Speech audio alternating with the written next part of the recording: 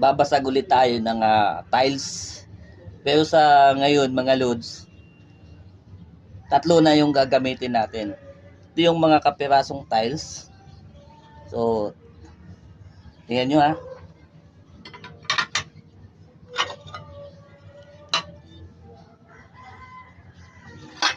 Isa, dalawa, tatlo. Ayan. Let's try.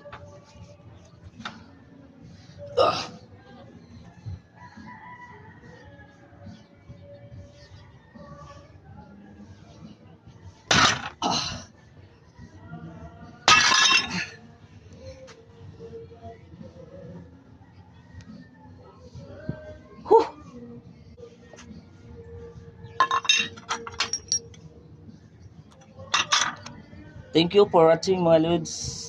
Tandaan, huwag gayahin mga bata. Baka mapinsala ang inyong mga kamay.